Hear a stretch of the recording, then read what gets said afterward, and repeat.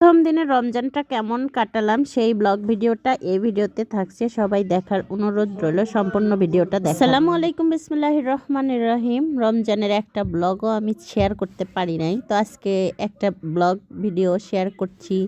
বেসন চেলে নিচ্ছি রোজা থেকেই, রোজার দিনেই এগুলো গুছিয়ে নিয়েছিলাম, এনেছে আগের দিন, কিন্তু আমি গুছিয়ে নিয়েছি দেরি করে। তো তারপরে ছোলা রান্না করতেছি দুপুর পরপরই 3টার দিকে। 3টার দিকে ছোলা রান্না করা হয়ে গেছে। যেহেতু প্রথম রমজানে একটু শরীরটাও খারাপ থাকে, আগে আগেই রান্না করতেছি। আর এদিকে ছোলা রান্না করা হয়ে গেলে তারপরে চচ্চড়ি করছি। চচ্চড়িটাও মাশাআল্লাহ এটা খুবই মজার হয়েছিল। ট্যাংরা মাছের চচ্চড়ি অনেক সুন্দর। আর এই যে এখানে সিমের বিচি দিছি, তারপরে এর মধ্যে সবজি নানান ধরনের দিয়েছি। শুধু ট্যাংরা না, এর সঙ্গে খলসা মাছও আছে। যেহেতু মাছ খাওয়া যাবে না, মাংস ভুড়ি রান্না করেছি, সেজন্য এগুলো রান্না করতেছি। আর এই যে এগুলো বুরিন্দা করতেছি আমি নিজেই।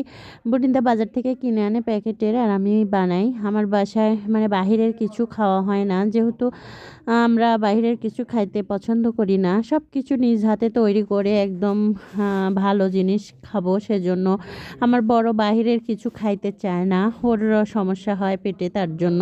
আর এই তো মচমচা করে বেগুনি ভাজছিলাম, প্রথম দিন ভাজছিলাম, তো বছরের প্রথম দিন আমি বছরে এই রমজান মাসেই এই বেগুনি ভাজি, তাছাড়া অন্য সময় ভাজি না, সেজন্য এরকমটা হচ্ছে। আস্তে আস্তে ঠিক হয়ে যাবে, হয়তো একটু নরম হয়েছে, বারবার ট্রাই করতেছিলাম। তারপরে যে পাতা, আমার লাউ পাতা না ভাজলে হয় না, আমার লাউ পাতা আমার কাছে খুবই ভালো লাগে, সেজন্য লাউ পাতা ভাজছিলাম একটু বেসন দিয়ে। অনেক সুন্দর লাগে এটা খেতে, কিন্তু মাশাআল্লাহ খেয়ে দেখবেন। আর এই ভাজা পোড়া খেয়ে যে আমাদের অবস্থা খুবই 12টা বেজে গিয়েছিল, যেহেতু প্রথম রমজান তো, আর খাওয়া দাওয়া একটু বেশি হয়ে গেছিল ভাজা পোড়া, সেজন্য একটু সমস্যা দেখা দিয়েছিল। এখন একটু করি, এগুলো একটু কম কম করার চেষ্টা করি। সেদিনকে একটু প্রথম দিন তো বুঝতে পারি নাই, অনেকগুলো একদম হয়ে গিয়েছিল। এই যে আমার ছেলে বায়না ধরেছিল ডিম চপও খাবে, সেজন্য ডিম সেদ্ধ করে ডিম চপও করেছিলাম। এই তো ডিম চপও ভাজা হয়ে গেল দেখেন। আর এরকম বেসন দিয়ে ডিম চপ করলে কিন্তু মজার হয় অনেক খেতে। আর এরকম করে আমি আরও পেঁয়াজিও ভেজে নিয়েছিলাম। পেঁয়াজি আমি কিন্তু একদিন পাটায় বেটে নিই, আর 2-3 দিন ভরে রান্না করি। যেহেতু ডিপ ফ্রিজে রাখলে মাখা অংশটুকু একটা বাটিতে করে রেখে দিলে কিন্তু পরদিনও ভেজে খাওয়া যায়।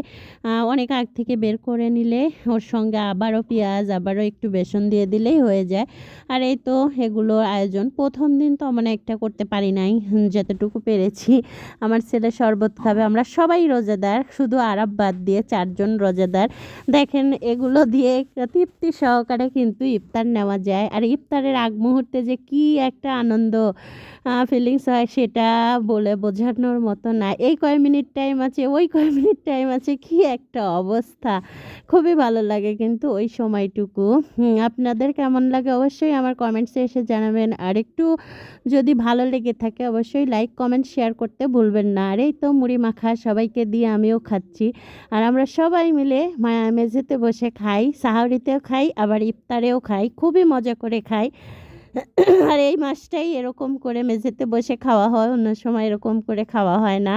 খুব ভালো লাগে, পরিবারের সবাই মিলে খাওয়ার মজাই অন্যরকম। এই জিনিসটা শুধু আমরাই বুঝবো, আমাদের মতো লোকই বুঝবে। ধন্যবাদ।